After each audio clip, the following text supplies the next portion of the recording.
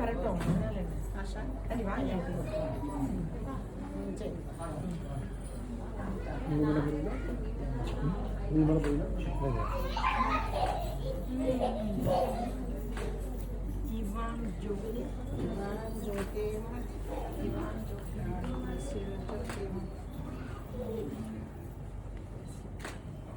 அப்படி சேர்ந்து நீங்க போங்க.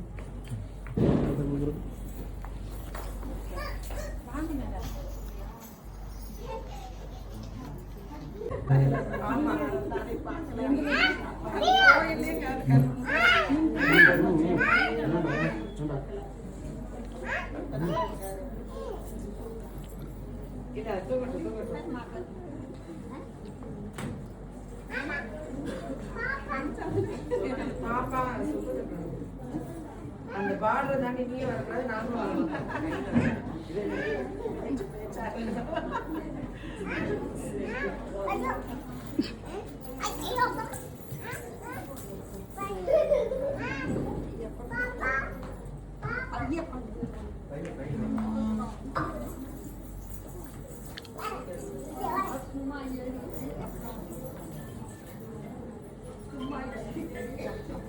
நான் கவர் கொடுத்துட்டேன். என்னோட கவர்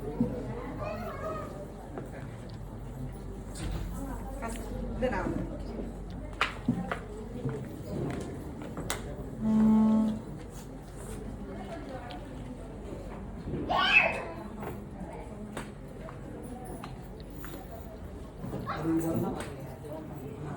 அம்மா அந்த பாருங்க. மெதுவா வலிக்கிற மாதிரி போடுங்க.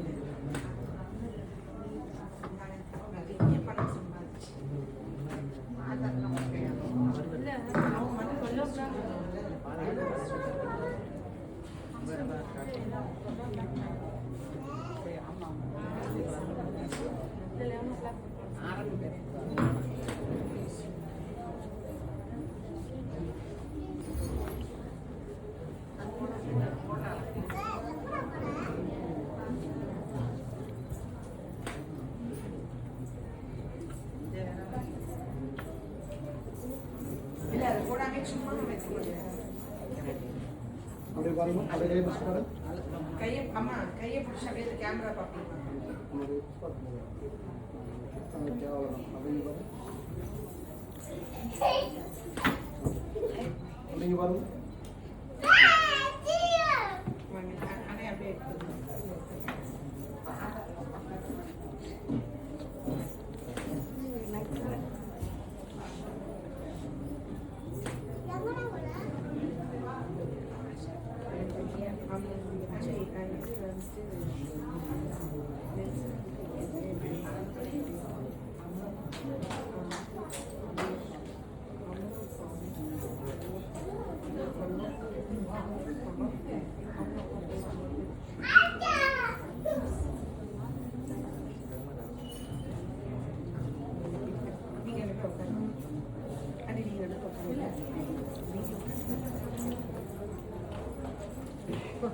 நீங்க ரெண்டு பேரும் கீழே வாங்க.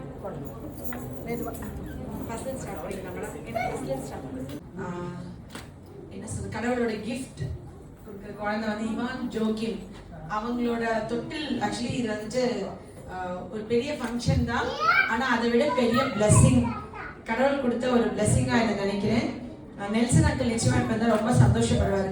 ஜோசப்போட அப்பா கடும் உழைப்பாளி, பர்ஃபெக்ஷனிஸ்ட், டைமுக்கு ஒரு இடத்துக்கு வர்றதுல அவர் மிஞ்சதுக்கு இன்னொரு நாள் இருக்க மாட்டாங்க. இது ஒரு பிளெஸிங் தான் ஆக்சுவலி அங்கிளுக்கு, ஆன்டிக்கு. அண்ட் மேரி, எனக்கு தெரிஞ்சு ஜோசப் வந்து இவ்வளோ ஒரு அன்பா கைண்டா இருப்பாரா அப்படின்றது எனக்கு மேரியோட பிரெக்னன்சி பீரியட்ல தான் நான் பார்த்தேன். அண்ணி அப்படின்ற வார்த்தை மாறி பேச மாட்டாங்க. மோஸ்ட்லி அன்னமங்கலத்துல தம்புசாமி தாத்தாவோட வாரிசுகள். என் கணவரோட சித்தப்பா பையன் தான் ஜோசப். தம்புசாமி தாத்தா வந்து இந்த பிரபஞ்சத்துக்கு, இந்த உலகத்துக்கு ரொம்ப அருமையான பிள்ளைகளையும் தலைமுறையும் விட்டு சென்றிருக்காருன்னு நான் இந்த டைம்ல நினைவு கூறுறேன்.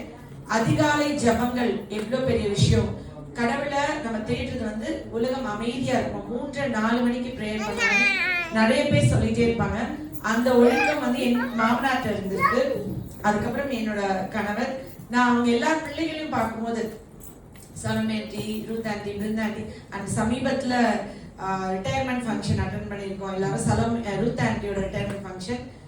நிறைய வருஷம் அவங்க ஒரு டீச்சரா சர்வீஸ் பண்ணிட்டு ரிட்டையர் ஆயிருக்காங்க. அவங்களோட சர்வீஸ் ஃபேமிலி எல்லாருமே வந்துட்டு மோஸ்ட்லி சர்வீஸ் ஓரியன்ட் ஜாப்ல தான் இருப்பாங்க. சலமேட்டியும் நர்ஸா ரொம்ப வருஷம் என்னோட மாமியார் மாதிரி ஒர்க் பண்ணியிருக்காங்க. ஸோ அங்கிள் கூட, இவங்க அப்பா கூட பிறந்தவங்க வந்துட்டு ஆண்கள் குணசீலன் அங்கிள். அவங்க இப்போ யூஎஸ்ல இருக்கனால வர முடியல. அவங்க ஃபேமிலி சார்பாகவும் கல்பனாக்கா வந்திருக்காங்க. அவங்களும் பயங்கரமா படிப்பாங்களாம், எல்லாத்துலயும் டிஸ்டிங்ஷன், நல்ல மார்க்ஸ் ஸ்கோர் பண்ணுவாங்கன்னு சொல்லுவாங்க. இந்த ஃபேமிலி ஒரே பண்டிப்ஸ் ஃபேமிலி ஆக்சுவலி. அதுக்கப்புறம் என்னோட குணசீலன் அங்கிளுக்கு அடுத்து இவங்க நெல்சன் அங்கிள், என் மாமனாருக்கு அடுத்து நெல்சன் அங்கிள். அதுக்கு முன்னாடி ஈஸ்டராஜ் அங்கிள். ஃபர்ஸ்ட் வந்து ஈஸ்டராஜ் அங்கிள். ஆக்சுவலி அவர் வந்துட்டு எப்படின்னா, ஈஸ்டராஜ் அங்கிள் வந்துட்டு இவங்க வீட்டுல எல்லாருமே நான் பார்த்தது வந்து ஒரு வேலை கொடுத்தாங்கன்னா அந்த வேலையை அவ்வளோ நேர்த்தியா, அவ்வளோ பர்ஃபெக்டா, அவ்வளோ டிசிப்ளின்டா பண்ண முடியும். எக்ஸாம்பிள் அது தம்புசாமி தாத்தாவோட வளர்ப்புன்னு நினைக்கிறேன். நான் வந்து அவரோட இருந்ததுல, ஆனா மேரி பாட்டியோட நான் இருந்திருக்கேன். ரொம்ப ஸ்வீட். திருப்பத்தூர்ல வந்து என் கூட இருந்திருக்காங்க. அவங்க வந்து அவ்வளோ ஒரு குழந்தை மாதிரி இருப்பாங்க. அவங்களுக்கு மிக்சர் தான் கேட்பாங்க. இல்லைன்னு சொல்லுவாங்க, அப்படிதான் கேட்கும் எங்க அம்மாச்சி, நீ வாங்கி கொடுக்க கூடாது அப்பா ஏன்னு சொல்லுவாரு. ஆனா நான் எது கேட்டாலும் வாங்கி கொடுத்துருவேன். அதனால நானும் அவங்களுக்கு ரொம்ப பிடிக்கும். ஸோ எல்லாரோட குழந்தைங்க, கிராண்ட் சில்ட்ரன்ஸ் எல்லாத்தையுமே அவங்க கொஞ்சம் பார்த்துருக்காங்க. ஒரு பிளஸ்ட் ஃபேமிலி தான் சொல்லணும். அதுக்கப்புறம் வந்து நெல்சன் அண்ட் மேரி. எனக்கு மேரி வந்து ஒரு குணசாலியான பெண் தான் ஒரு வீட்டை கட்டுவா அப்படின்றதுக்கு எக்ஸாம்பிள் வந்து மேரி. ஒரு பெண் வந்து ஒரு குணசாலியா இருந்தா, பொறுமையா இருந்தா, ஒரு வீட்டுக்கு ஒரு நல்ல ஃபேமிலியில இருந்து அக்கா தங்கச்சி நிறைய. ஆக்சுவலி மேரி பார்க்கும்போது ஆசையா இருக்கும். எனக்கு ஏற்கனவே சலமேண்டி, ரூத் ஆண்டி, பிருந்தாண்டி பார்க்கும்போது ஒரு அக்கா தங்கச்சியோட இருக்கவங்களுக்கு எவ்வளவு ஒரு கேர் கிடைக்கும். அம்மா இல்லாதப்ப அவங்களுக்கு அம்மாவாயிருவாங்க. திடீர்னு அக்காவுக்கு தங்கச்சி அம்மாவாயிருவாங்க, தங்கச்சிக்கு அம்மா அக்காவாயிருவாங்க, அம்மாவாயிருவாங்க. எனக்கு பயங்கர ஹாப்பி. அந்த மாதிரி நம்மளுக்கு அந்த மாதிரி கேர் பண்ண யாருமே இல்லைன்னு தோணும். அவங்க பிள்ளைங்களும் அப்படிதான். ஜெனியா இருக்கட்டும், நான்சி, ரெனி எல்லாமே அப்படியே ஒற்றுமையா சேர்ந்துக்குவாங்க. அந்த மாதிரி மேரியோட அக்கா தங்கச்சிங்க வந்துட்டு எனக்கு ரொம்ப ஆச்சரியம் தான். பெண் பிள்ளைகள் பிறந்துட்டா அது இவ்வளோ ஒரு பாண்டிங் இருக்குமான்னு. ரொம்ப பிளெஸ்ட் அவங்க அக்கா தங்கச்சி. அந்த பிள்ளைங்க கூட செல்ஷியா எல்லாமே ரொம்ப அன்பான ஒரு ஃபேமிலி கடவுள் அவங்களுக்கு கொடுத்துருக்கிறது. அவங்க மேரி வந்து ரொம்ப எமோஷனல். அவ வந்து இப்படின்றதுக்குள்ள அவ கண்ணுல கண்ணீர் வந்து, அதுவும் நாங்க வந்துட்டு பாசமான ஒரு ஹிஸ்டரி சொல்றேன். உண்மையாவே அவங்க எல்லாருமே அவ்வளவு அழகா பிரெக்னன்சில வந்து பாத்துட்டாங்க. 3 சிஸ்டர்ஸ் தானே உனக்கு? மொத்தம் 4 சிஸ்டர்ஸ், மொத்தம் 5 பொண்ணுங்க. ஓகே, நான் எல்லாமே கிட்டத்தட்ட முகஜாட ஒரே மாதிரி இருக்கிறதுனால நம்ம யாரை பார்த்தோம் யார் இதுன்னு எனக்கு கொஞ்சம் கன்ஃபியூஷன் ஆயிருக்கு போல. ரொம்ப அன்பான பிள்ளைங்க. கொஞ்சத்தில் திருப்தியானால் அநேகத்திற்கு அதிபதி ஆவான்னு கடவுள் சொல்லுவாங்க. அது கர்த்தரோட வார்த்தை போல. ரொம்ப திருப்தியான ஒரு பிள்ளை. எனக்கு அது ரொம்ப பிடிச்ச விஷயம். அதை விட மேரேஜே எத்தனை வருஷம் கழிச்சு இந்த கிஃப்ட்? 6 இயர்ஸ். மேரேஜே 6 வருஷம் கழிச்சு இந்த குழந்தை. நடுவுல அவ்வளவு பாடுகள் என்ன இருந்தாலும் ஒரு நல்ல ஆண்மகன் அப்படின்றதுக்கு எடுத்துக்காட்டா ஜோசப் வந்துட்டு ரொம்ப பொறுமையா, எத்தனையோ ஹடல்ஸ் இருக்குமோ கூட மேரியோட அந்த கரங்களை பிடிச்சது ஒரு பொழுதும் அவர் வந்துட்டு அந்த காதலையும் அந்த அன்பையும் குறையவே விடல. அது எனக்கு ரொம்ப சந்தோஷம். ரொம்ப அன்பா பார்த்துக்கிட்டீங்க, பொறுமையா இருந்தாங்க. பிரெக்னென்ட் ஆனதுக்கு அப்புறம் ஒரு 6-7 அபார்ஷன் ஆச்சுன்னா ஒரு பெண் எவ்வளவு மனநிலைமை, மென்டல் ட்ரோமா கிராஸ் பண்ணுவாங்க அப்படின்றது நான் வந்து மேரிட்டு தான் பார்த்தேன். எல்லாருமே அனுபவிச்சு குழந்தை பெற்றுக்குவோம். ஜஸ்ட் வந்து ஒரு கேஷுவலா பிரெக்னன்சின்றது. பட் நான் நிறைய பேஷண்ட் ட்ரீட் பண்ணி கன்சீவ் ஆகிருக்கேன். ஆனா மேரி கன்சீவ் ஆன உடனே மேரியோட விஷயம் வந்துட்டு எனக்கு எப்படி இருந்துச்சுன்னா, பிரேயர்ஸ் ஒரு விஷயத்தை நிறைவேற்றும் அப்படின்றதுக்கு எக்ஸாம்பிள் மேரி தான். பிரேயர்ஸ். ஆக்சுவலி அவன் ஒரு பாட்டு பார்க்கல. நான் சொன்னேன் லைஃப் ஈஸியா கூட எடுத்துக்கலாம்ல, நல்லா ஒரு காமெடி பார்த்து சிரிக்கலாம், ஒரு வடிவேலு காமெடி பார்க்கலாம், ஒரு படம் பார்க்கலாம், ஒரு பாட்டு கேட்கலாம். நீ இப்படியே 10 மாசம் இருக்க போறியான்னு கேட்டேன். ஏன்னா நான் கொஞ்சம் ப்ரீஷியஸ் பேபினால என் வீட்டிலே வச்சுக்கிட்டேன். 4 மாசம் இருந்தா என்கிட்ட. நான் அவளை பார்க்கும்போதுலாம் எப்பயுமே ஒரு பாட்டு கேட்பா, இல்லை ப்ரேயர் பண்ணிட்டே இருப்பா. 6 வருஷம்ன்றது வந்து ஒரு பிரெக்னன்சி. இவ்வளோ எனக்கு நிறைய பேர் கன்சீவ் ஆகும் அவங்க வீட்டுல இருந்து தேங்க்ஸ் தான் சொல்லுவாங்க. எனக்கு அது அவ்வளோ டிவைனா எனக்கு தெரிஞ்சதுல.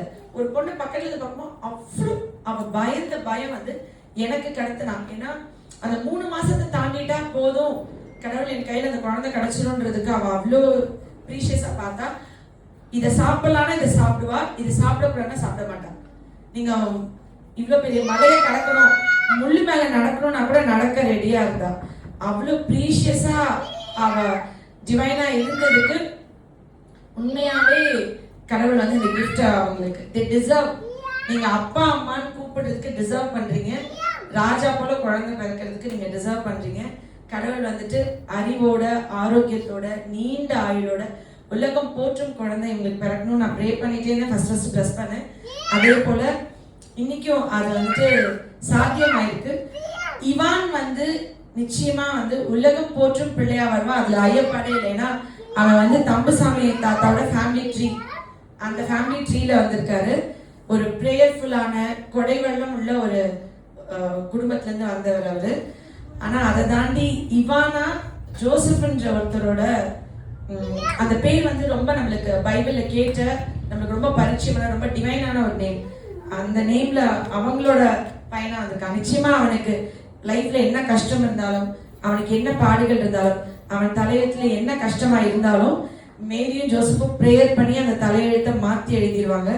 ஜோசப் வந்து அவரோட தலைக்கு மேல அவன் குழந்தைய தூக்கி வச்சு இந்த உலகத்தை ரொம்ப உயரமா காமிப்பான்னு எனக்கு நம்பிக்கை இருக்கு. ஏன்னா லெனின் வந்து ஆஷாவா இருந்த என்ன ஆஷா லெனினா மாறின அப்புறம் இந்த உலகத்தை எவ்வளவு உயரமா எனக்கு காமிச்சாரோ, என் பிள்ளைகளுக்கு எப்படி காமிச்சாங்களோ அந்த ரத்தம் தான் இங்கேயும் இருக்குன்னு நான் நம்புறேன். அதனால நிச்சயமா நீங்களும் தம்பியை வந்து சீக்கிரம் பாருங்க. நான் சொல்லும் போது அவனுக்கு அவ்வளவு சிரிப்பு வருது. அவன் வந்துட்டு அதை அக்செப்ட் பண்றான். அதனால இவன் நிச்சயமா ஜோசப் அவங்களோட பையனுடைய தலை எழுத்தியும் கடவுள் கிட்ட நல்லா ப்ரேயர் பண்ணி மாற்றி எழுதியிருப்பாங்க. எல்லாரும் ஆசீர்வாதம் பண்ணுங்க, அள்ளி அன்பை கொடுங்க. ஏன்னா அதுக்கு ரொம்ப ஏங்கியிருப்பாங்க இவங்க.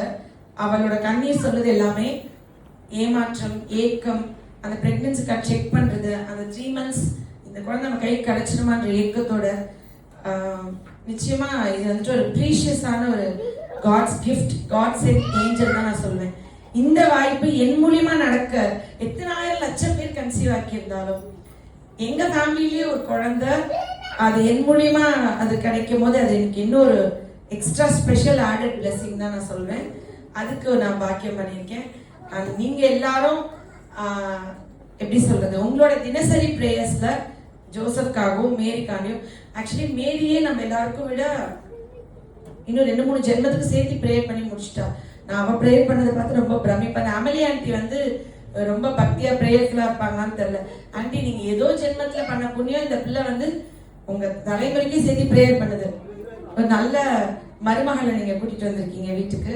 ஆனா இந்த வீட்டுக்கு வர மருமகள் எல்லாமே சூப்பரா தான் இருப்பாங்க நினைக்கிறேன். என்ன எக்ஸாம்பிள் ஃபர்ஸ்டே நான் வந்துட்டு அதுக்கப்புறம் நம்மளே தான் நம்ம சொல்லணும்டா. அப்ரிசியேஷன் வந்துட்டு நம்ம ஃபர்ஸ்ட் நம்மளுக்கு கொடுத்துடணும். ஓகே, ரொம்ப சந்தோஷம் எல்லாருக்கும். ஆக்சுவலி பாஸ்டரை வந்து இன்னொரு கொஞ்ச நேரத்துல வந்து 12 o'clock வந்து ப்ரேயர் பண்ணி ஸ்டார்ட் பண்ணுவாங்க. அதுக்கு முன்னாடி நம்ம கொஞ்சம் ஸ்டார்ட் பண்ணிடலாம் அப்படின்னு சொன்னாங்க.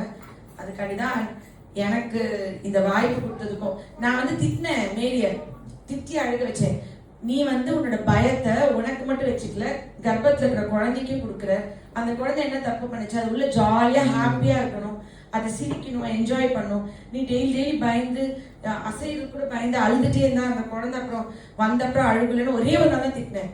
ஓ இப்படி நான் பண்ணா என் குழந்தைக்கு இது கஷ்டம் போயிருமான்னு சொல்லி அன்னையிலேருந்து அவள் பிரெக்னன்சி வரைக்கும் அழுகவே இல்லை. என்னடா அது வரைக்கும் எதுக்குத்தாலும் அழுவா ஆண்டி, எனக்கு சமாதானப்படுத்தி டயர்ட் ஆயிரும். நீ எதுக்கு அழுகுற, எனக்கு எதாவது ஆயிருமா. நான் அப்படியே சொன்னேன், நீ அழுகிறது வந்து நீ குழந்தைக்கு பண்ற அநீதி.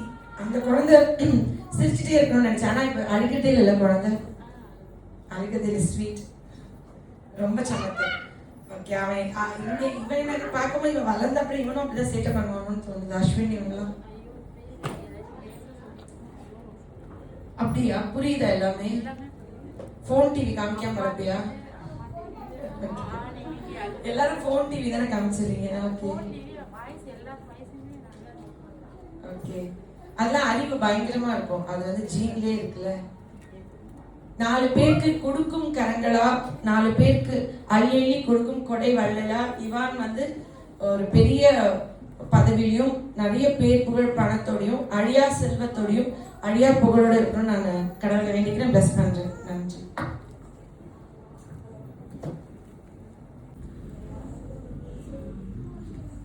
இந்த நிகழ்ச்சிக்கு அனைவரும் வந்து சிறப்பு செய்ததற்காக நன்றி கூறுகிறேன்.